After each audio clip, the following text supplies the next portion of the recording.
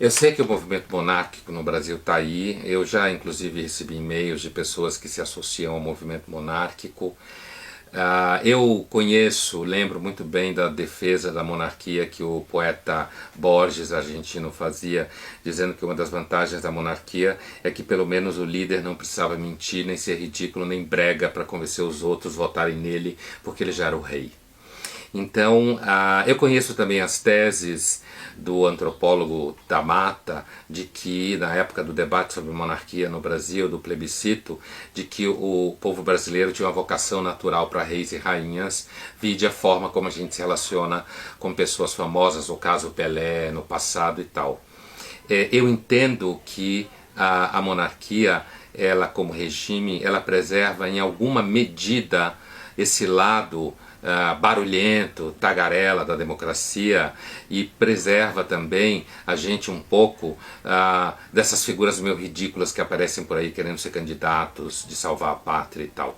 Então eu entendo que aqueles que defendem a monarquia a defendem numa chave constitucional, como é a monarquia britânica, entre outras, e que entendem que a monarquia e um regime, a monarquia constitucional, ou seja, a monarquia submetida à Constituição, e um regime parlamentarista ao lado, pode produzir um certo equilíbrio, porque de um lado você tem uma figura que nos leva a uma certa simbologia de ancestralidade, certo?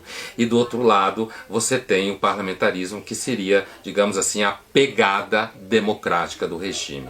A minha dúvida com relação as possibilidades de monarquia no Brasil vai ao encontro um pouco da, digamos assim, qual é a consistência desses herdeiros. Assim, acho que eles são muito pouco perceptíveis. Às vezes, historicamente, eles estiveram aliados a grupos, às vezes religiosos ou excessivamente tradicionalistas, que eu acho que não ajuda a percepção, porque a monarquia hoje, veja a monarquia inglesa, ela acaba também tendo que se tornar um pouco marqueteira, entrar nos papinhos de defender coisa assim assado para se tornar palatável e sustentável.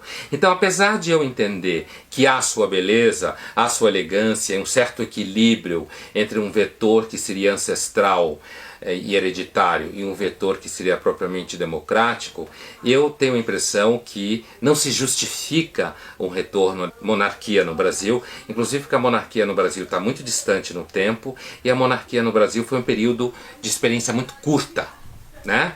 Muito curta, porque a história do Brasil independente é muito curta. E o período anterior, o Brasil era submetido à monarquia portuguesa.